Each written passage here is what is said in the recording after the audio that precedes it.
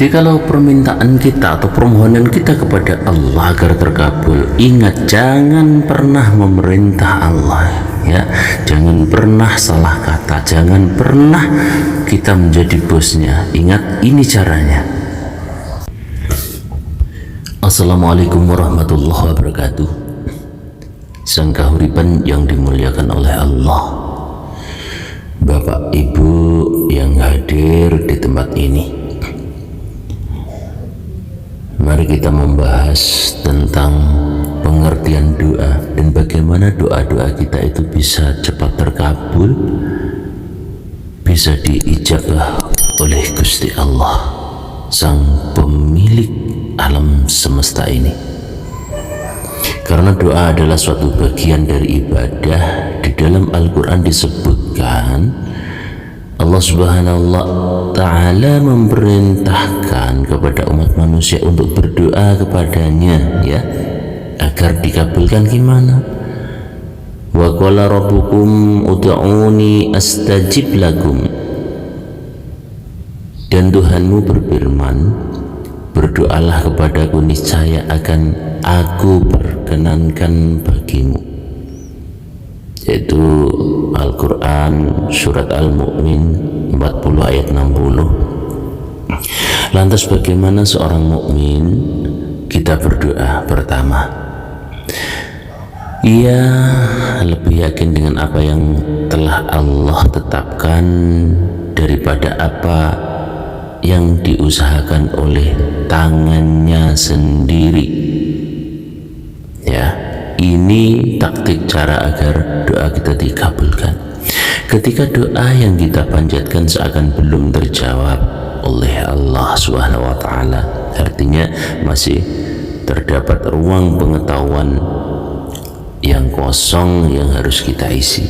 Doa bukan hanya terkait dengan masalah duniawi saudaraku, namun juga termasuk ke dalam hal spiritual. Misalnya kita berdoa agar diterima taubat dan dibersihkan dari segala dosa. Hakikatnya setiap doa yang kita panjatkan merupakan sebuah refleksi dari suatu objek yang telah Allah siapkan, gitu ya. Tidak serta-merta terkait dengan suatu keinginan di dalam hati kecuali telah ada objeknya. Jadi gini, tanpa suatu objek yang telah ditetapkan Allah, maka seseorang pada dasarnya tidak akan punya keinginan untuk berdoa. Seperti gini, seperti kita menginginkan sebuah makanan, maka tentu karena baunya sudah tercium dari jauh atau terlintas dalam pikiran kita. Hanya saja manusia sering terperosok dalam ketidaksabaran dan waham atau kesalahan pemikiran tentang dirinya sendiri. Seperti ketika sahabat meminta kepada Rasulullah SAW agar berjodoh dengan seorang perempuan, maka jawab Rasulullah SAW adalah, sekalipun dirinya dan seluruh malaikat memanjatkan doa, maka bila dia bukan haknya dan tidak tertulis di Lauhul Mahfuz, ya, di Lauhul Mahfuz, pasti tidak akan terlaksana. Ini dawuh Rasulullah, saudaraku. Jadi keinginannya untuk memiliki jodoh adalah sebuah isyarat akan objek yang telah disediakan, tetapi keinginannya akan perempuan tertentu adalah karena syahwat dan wahamnya yang masih belum surut. Jadi intinya saudaraku, ya, ketika kita sudah berdoa kepada Gusti Allah, apa yang kita mau sebenarnya itu apa? Sebenarnya itu gerakan yang ada di dalam sebuah keinginan, tetapi kenapa tidak begitu cepat terlaksana atau terkabul, ya? Intinya gini saudaraku ya, jadi bermacam-macam, ada 3 macam rincian 3 jenis manusia yang dimaksud dalam kaitan dengan berdoa, yaitu 1, orang awam pada umumnya, maksudnya memandang doa ya sebagai alat pengabul permohonan mereka. Mereka menjadikan terwujudnya permintaan mereka sebagai puncak dan tujuan akhir doa mereka. Jelas lapisan orang awam berada pada kelalaian atau kerendahan himmah dan sedikit adab di hadapan Allah. Yang kedua, orang khawas atau orang tertentu memanai doa sebagai perwujudan kehambaan. Mereka mengartikan doa sebagai ibadah belaka, bahkan murni ibadah semata. Kelompok ini mendapat rahmat Allah karena Allah mendorong mereka melalui doa untuk beribadah kepada puncak keinginan dan kesenangan mereka. Mereka senantiasa memunajat, ya, maksudnya memunajat dengan Allah melalui pemaknaan makna mereka atas doa.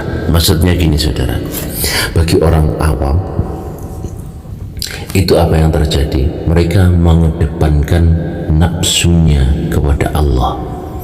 Mereka belum tahu bahwasanya semua itu sudah tertulis di Lauhul Mahfuz.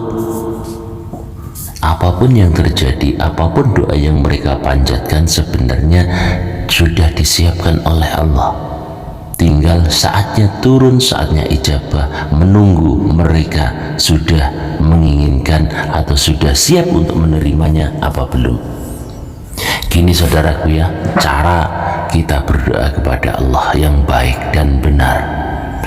Ingat saudaraku ya, Gusti Allah itu raja dari sekian raja.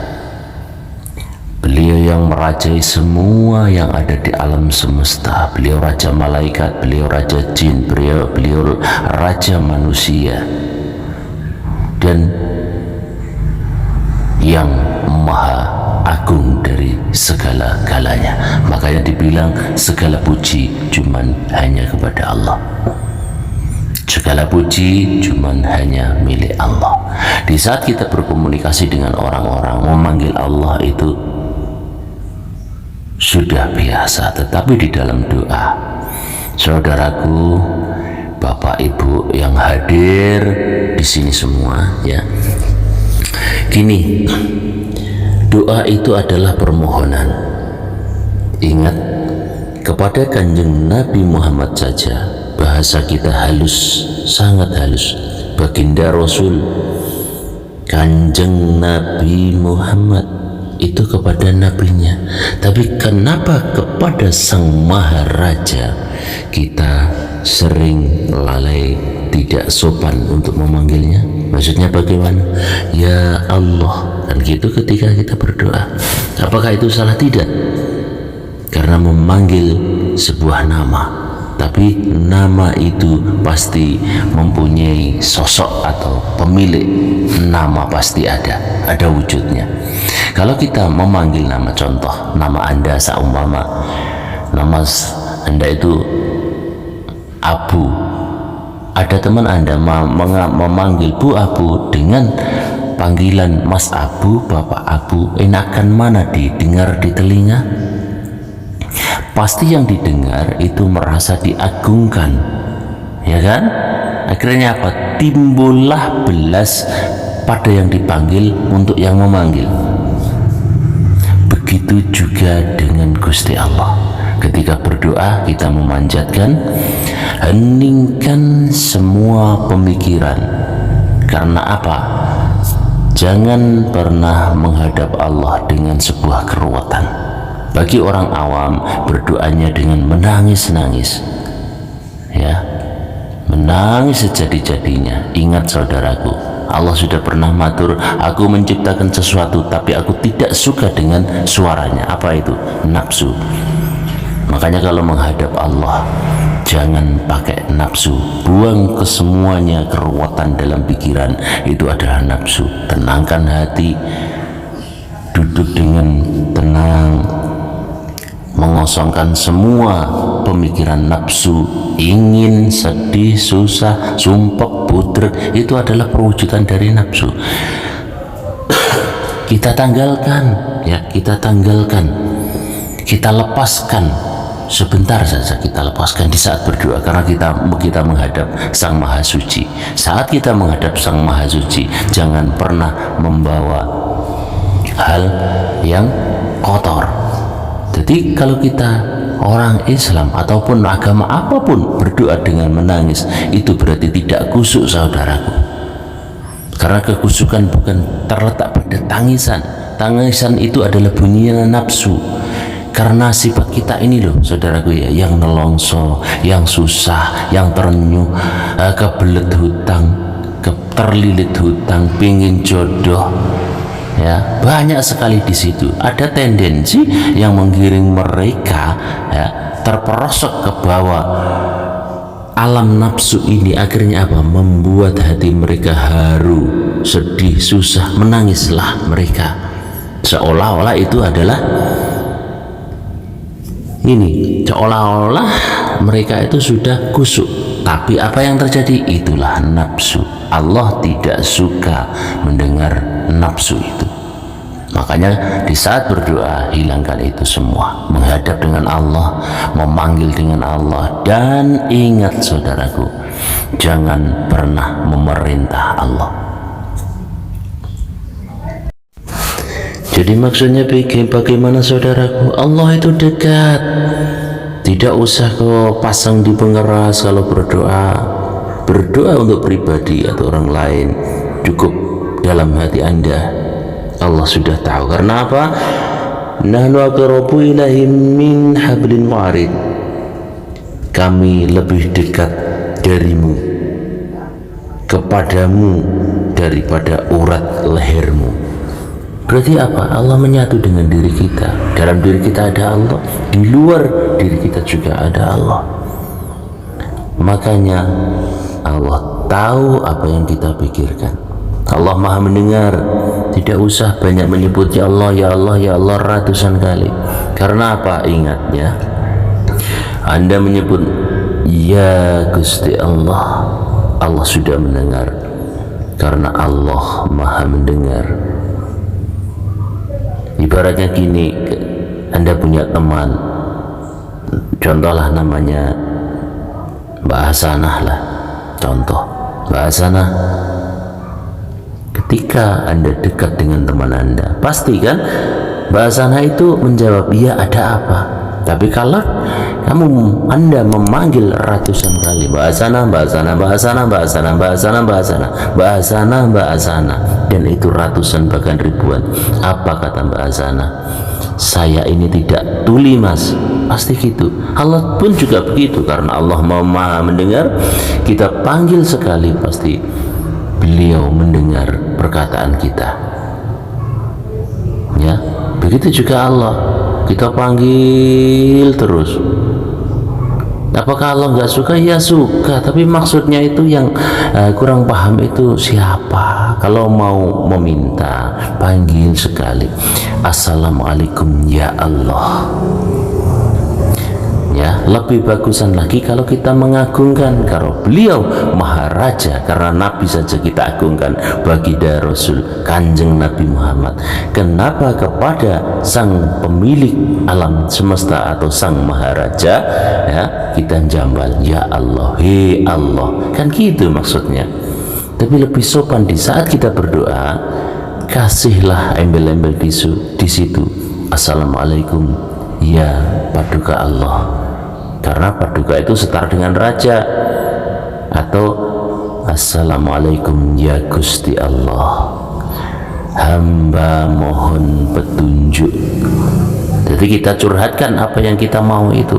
Seumpama kita mau jodoh, Assalamualaikum duh Gusti Allah, hamba mohon petunjuk. hamba sudah saatnya nikah, tapi belum ada jodoh. Duh Gusti Allah, hamba mohon datangnya jodoh. Begitu ya, jangan pernah memerintah. Contoh, ya Allah beri hamba rezeki yang banyak ya Allah, sama nangis-nangis ya, itu kurang sopan.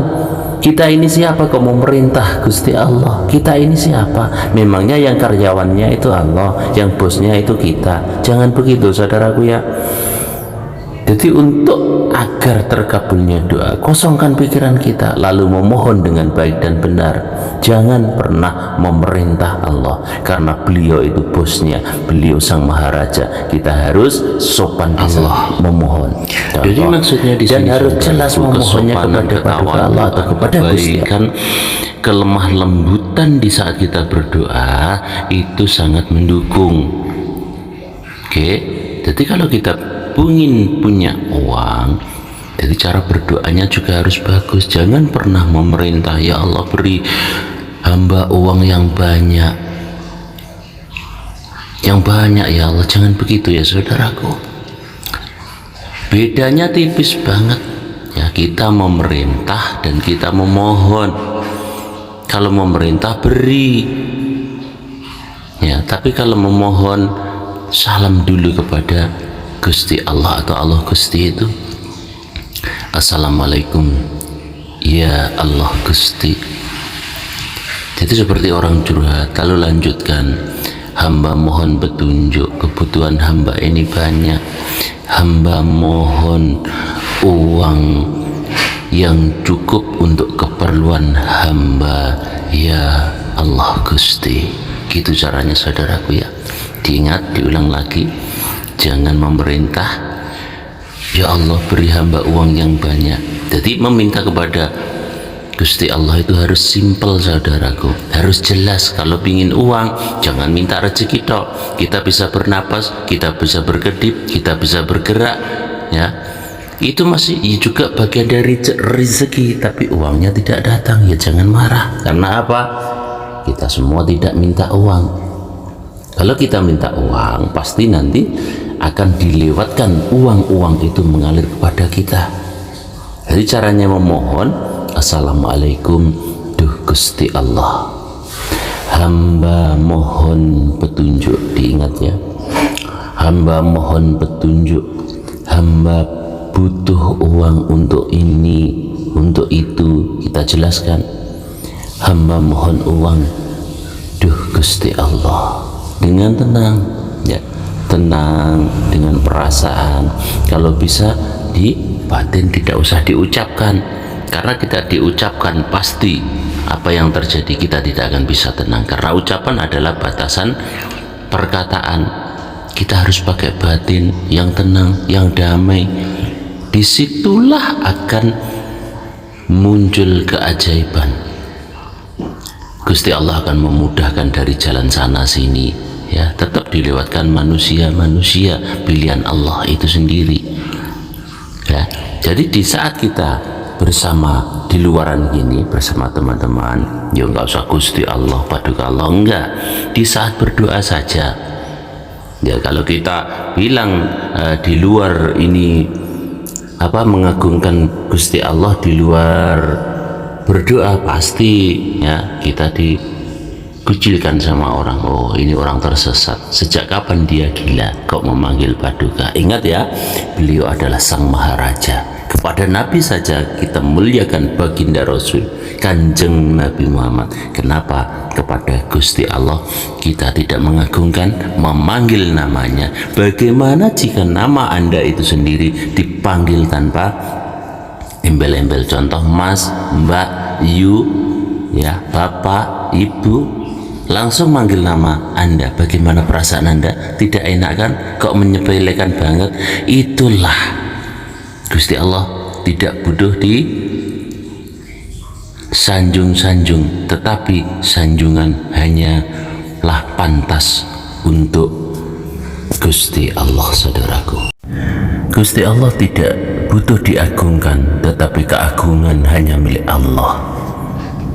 Di dalam surat Al-Kahfi 110, فمن كان يرجو لقاء ربي فليعمل عملا صالحا ولا يشرك بعبادته ربي أحدا.